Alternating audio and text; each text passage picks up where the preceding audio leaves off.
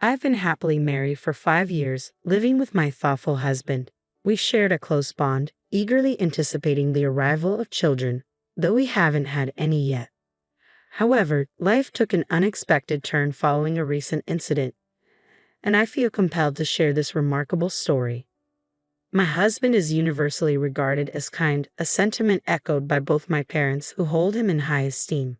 My sister, a dedicated career woman, has always focused primarily on her work, but she and my husband got along well despite her typically reserved demeanor. Recently, his work responsibilities intensified dramatically. He began returning home late and even started working on his scheduled days off. As a new team leader, he was often glued to his cell phone, coordinating with his team at all hours. While some might have found his sudden change in routine suspicious, I saw it as a commitment to his job, worrying instead about the toll it was taking on his health. Amid these changes, my sister decided to relocate for a new job opportunity that required her to furnish her new apartment. I planned to drive her to the furniture store on Saturday to help her out, but an unexpected call from my boss required my immediate presence at work, leaving me in a bind. Thankfully, that Saturday was one of my husband's rare days off. Despite his recent busyness, he graciously offered to help when he saw my predicament. It was slightly awkward for him to spend the day alone with my sister, but he agreed and even asked to borrow my car since his was in the shop. Grateful for his kindness, I went to handle the emergency at work. This was the first time my husband and sister had spent time together without me, and as I dealt with my responsibilities, I couldn't help but wonder how they were managing on their own. I hoped they were making the most of their unexpected day together and finding everything my sister needed for her new place. After resolving the issues at work, it was already dark by the time I checked my phone, planning to meet my husband and sister for dinner. However, I was caught off guard by a call from an unknown number. The voice on the other end asked if I was a family member of David.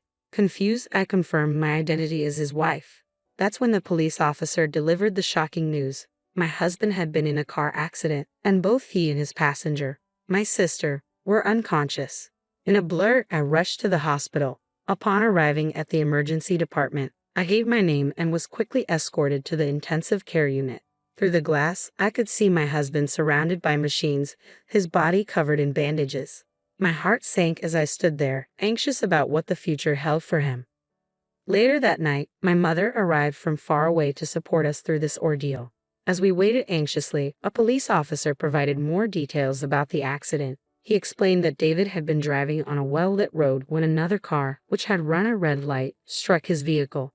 The driver of that car was also seriously injured and receiving treatment at the same hospital. However, this driver claimed that David's car had been behaving erratically before the crash, leading the police to investigate whether he might have fallen asleep at the wheel. After several tense days, both my husband and sister regained consciousness, and the doctors began conducting several tests. When my mother and I were called in for the results, the doctors delivered some difficult news. While they assured us that David and my sister would survive, they warned us that both might face lasting disabilities. Despite this grim prognosis, my mother and I felt relieved that they were alive. We clung to the hope that with rehabilitation, they could recover to some degree. Choosing to focus on the positive, we decided not to share the potential long-term impacts of their injuries with them. Instead, we surrounded them with encouragement and care, grateful for their survival. My mother took on the role of caring for my sister while I dedicated myself to looking after my husband. In the early days after the accident, he was visibly shaken, struggling both emotionally and physically. He was deeply troubled, not just by his own condition but also by the impact the accident had on all of us. As time passed, the man who had always been gentle and kind began to change. Frustration took hold, particularly regarding his impaired mobility and the ongoing medical treatments he faced. The reality of having to leave his job weighed heavily on his mind, and despite my efforts to support him, his irritability grew. I continued to visit him regularly at the hospital, determined to be there for him.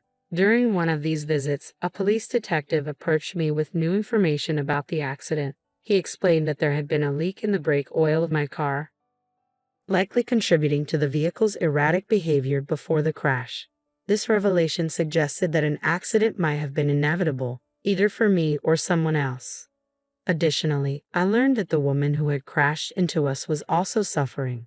Her mother approached me to apologize, marking our first encounter since the incident. As days turned into weeks, my husband's frustration escalated. He grew increasingly resentful of my mobility and independence, angered by the contrast between our situations.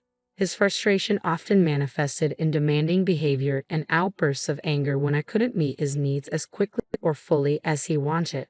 Objects were thrown, and harsh words exchanged over minor issues, such as my decision to step out to buy lunch. The demands and complaints grew more frequent and intense, adding to the strain of our situation. I empathized deeply with my husband's pain and frustration, but the reality of our situation required me to balance my time between supporting him and fulfilling my responsibilities. I needed to work to support us financially, stay updated on the police investigation, and coordinate with the hospital regarding his care. Despite the challenges and his occasional outbursts, I remained committed to helping him through his recovery, hoping that with time, patience, and care, we could navigate this difficult period together. However, I barely had a moment to myself anymore. My husband's demeanor had become increasingly difficult to manage, leaving me feeling cornered by the escalating tensions. Similarly, my sister was grappling with her own frustrations, and our mother appeared visibly worn out from the strain. I learned that my sister was placing even heavier demands on our mother, who was already stretched thin from not working and caring for both of us. Whenever I couldn't visit the hospital, both my husband and sister became more despondent, hearing from doctors that they might remain paralyzed despite ongoing rehabilitation efforts added to the stress. The issue of my car's brake oil leak soon came to a head. My sister confronted me, her tone accusatory. "I heard your car was leaking oil. You were supposed to maintain it. Because of your negligence, I can't work or return to normal. Mom's stressed and your husband is suffering. You're going to have to take care of us for the rest of your life."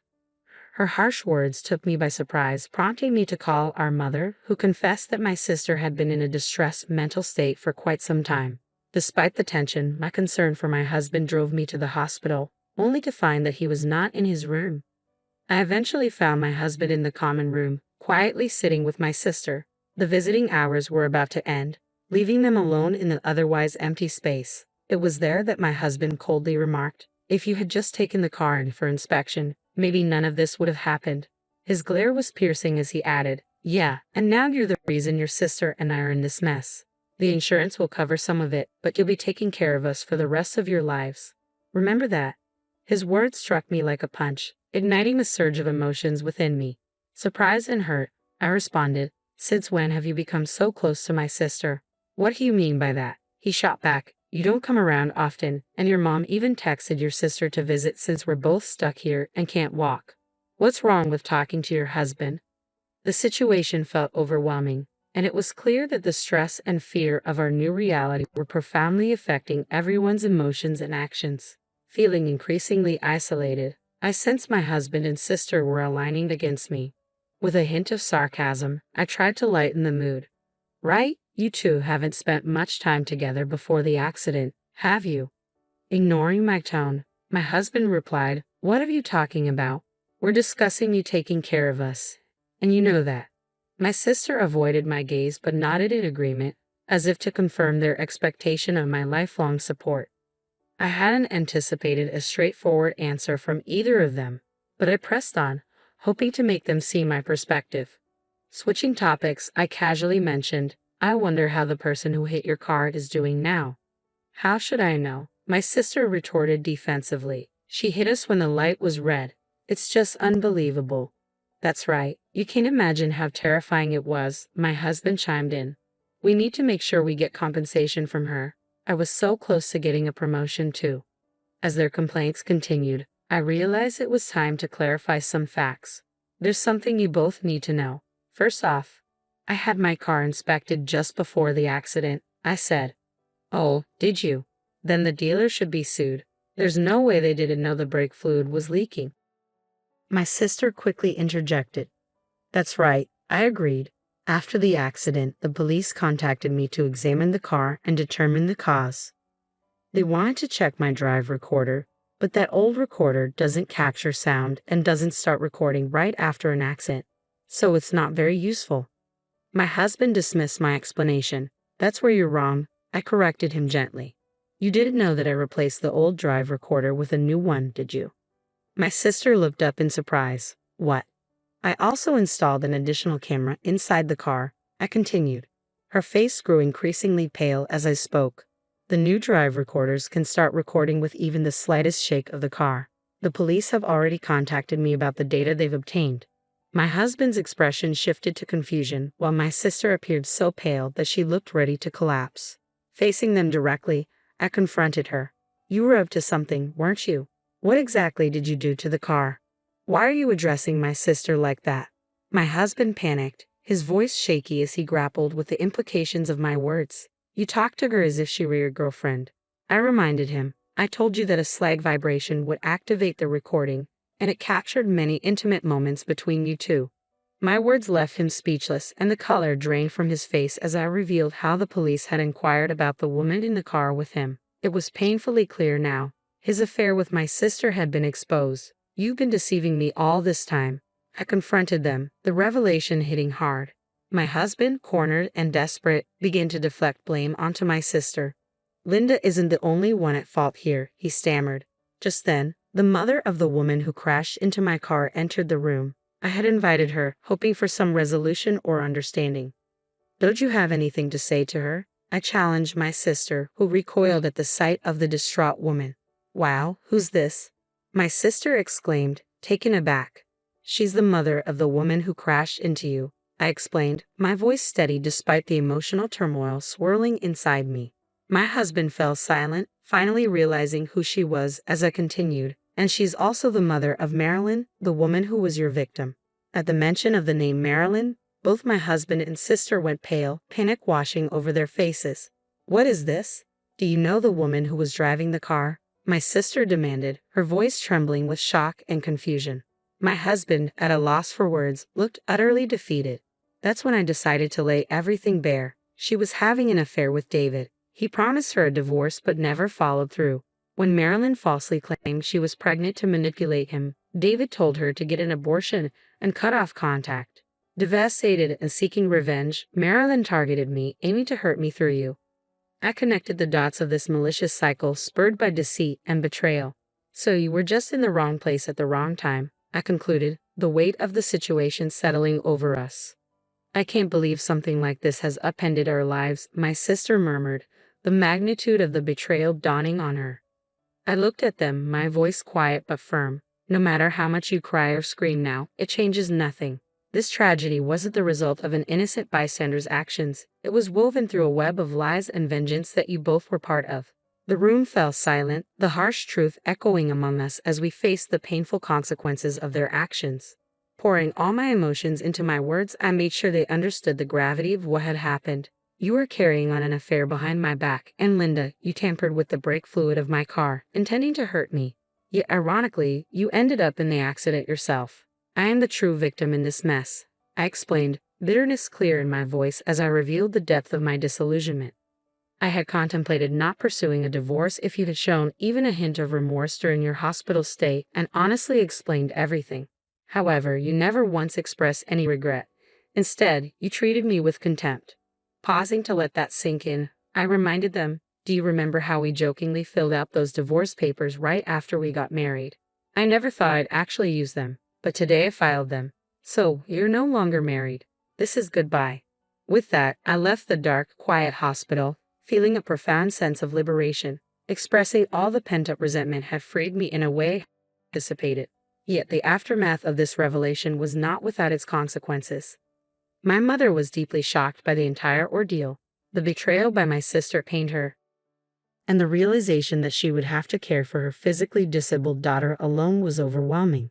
While I had severed my ties with David and Linda, I couldn't bear to leave my mother to handle everything on her own. To help alleviate some of the burden, I approached the woman responsible for the accident, facilitating the necessary apologies and discussions about compensation, ensuring my sister, who was inadvertently involved, would be taken care of financially. This was the least I could do to prevent my mother from being overly burdened. 3 years have passed since that tumultuous time. My ex-husband and I are now divorced, and I've moved on, But the scars from those revelations and the weight of my decisions linger, a constant reminder of the complexities of relationships and the unexpected turns life can take. Now, I'm living on my own. During my marriage, David and I were perceived as a close couple, so our divorce shocked my coworkers. Afterward, I noticed an increase in attention from male colleagues, which I attributed to the notion that divorced women might appear more approachable or intriguing to some men. Despite this newfound attention, the lingering image of my ex-husband made dating unappealing to me. Instead of pursuing romantic relationships, I channeled my energies into advancing my career. I diligently studied for a certification exam and enrolled in an online business school that I could attend after work. I had never envisioned myself pursuing such a path. I never envied my sister, the career woman, and never thought I'd aspire to be one. Yet there I was, naturally gravitating toward this new goal. Life certainly has its twists. Since then, my ex-husband has moved back in with his parents, but it seems he has become a burden to them. His relatives blame him for his poor behavior and the way he treated me, and I've heard he's not doing well mentally. He's been acting out violently, causing trouble for those around him. My sister also returned to her parents' home, but her mental state has deteriorated further, and she continues to exhibit selfish behaviors. My mother, worn out from the ordeal, used my sister's savings and the accident compensation to place her in a care home. She consulted me before making this decision, and seeing no reason to object, I told her to do whatever she felt was necessary. Navigating these changes, I learned to adapt and focus on my personal growth, realizing that sometimes the most challenging situations lead to unexpected paths and new beginnings. At one point, I feared I would end up caring for both of them for the rest of my life, a prospect that felt like servitude. However, everything changed when I passed the certification exam I had been working toward. This achievement led to a transfer to a department where I could effectively utilize my new skills. During this period of professional growth, I grew close to the instructor of the online business school I attended. Soon, we began to plan a future together. Unlike my past relationship, he isn't just kind to everyone, he shows a special kindness toward me.